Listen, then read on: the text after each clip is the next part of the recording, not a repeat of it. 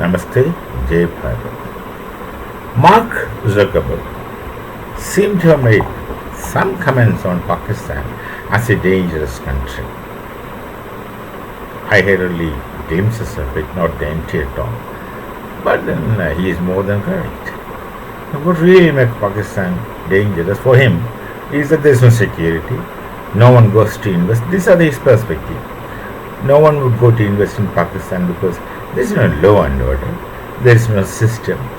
Which he did not say. There is one point which he did not say. I'm adding. There is no one who is accountable in Pakistan. Who can be made accountable in Pakistan? There is an elected, supposed to be elected in the kind of elections is a story. Elected government, a prime minister, etc. is there. But can he really be accountable? The case is that he is really not. The prime minister of Pakistan is helpless. The army is more powerful than the elected government. But implicitly, the mullahs are much more powerful than these other two agencies. So there are these three parallel administration in Pakistan. One often not complementing the other. Each one of their own distinct interests. They only one common interest is that to make corruption. They go for corruption because they want to see be sure of their tomorrows. So they gather money, put in some foreign countries, go there and stay after retirement or whenever they want to leave Pakistan. So they ensure their safety after they leave Pakistan, because one thing it's sure that they will leave Pakistan. And mullahs may continue to stay so long as things are favorable. And there's another mullah who's threatening them. This mullah can easily vanish, which nobody will even know also. So this three parallel administration, which makes none really accountable. And who will you talk to if you want to talk to somebody in Pakistan officially? You do not know whom to talk to. All that a nation can speak is to the elected government of the nation. And that government can't do anything because the army is much more than them. And you can't talk directly to the army until there is an army dictatorship. So who will you talk to? This is a permanent problem with anyone who is trying to speak to Pakistan. Precisely because of this, early Bharat stopped talking to them, because the politicians will come and say so many things. Many things which they speak, they really wanted to carry over, but they can't. Many things, presumably, whatever they talk to us, they really want to do. Many of them want to do such things, but they can't do it. There is another interest conflicting. These persons talk, and they will just overthrow his speeches and throw him out. So this is the kind of thing that happens. No one really is accountable. And then the parallel administration.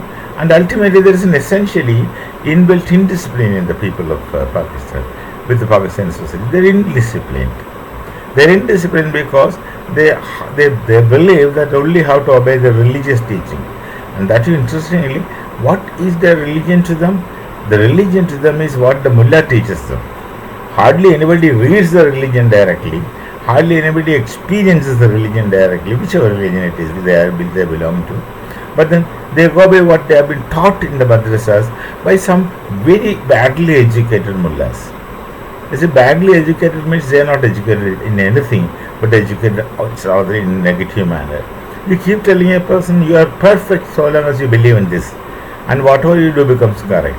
Just take the name of that, and then everything will be alright. Now that kind of nitwit things are taught.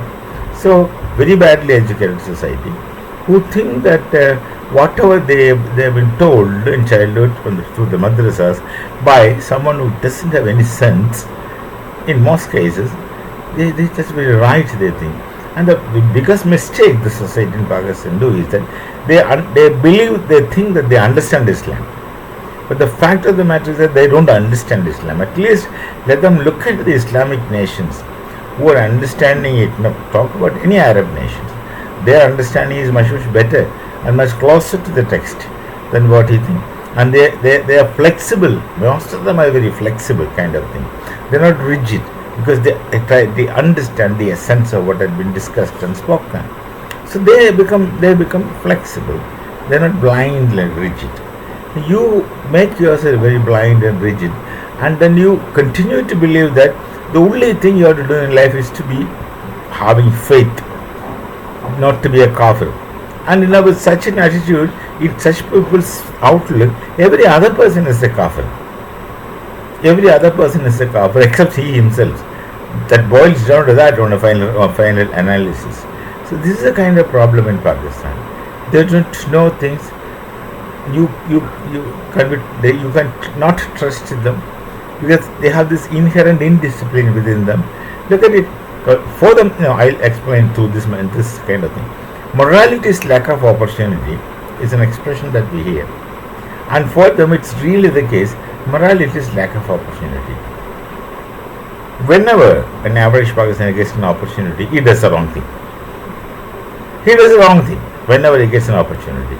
The wrong thing may be either stealing, cheating, deceiving, or raping. It can be anything.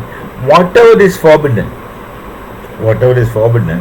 and whatever is supposed to be forbidden, they will do it when no one sees them. So this is a kind of inherent discipline they have, so which means they are not internally disciplined.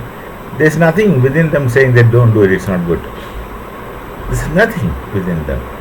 They think, okay, we can do anything so long as no one sees us, and we'll do anything so long as no one catches us.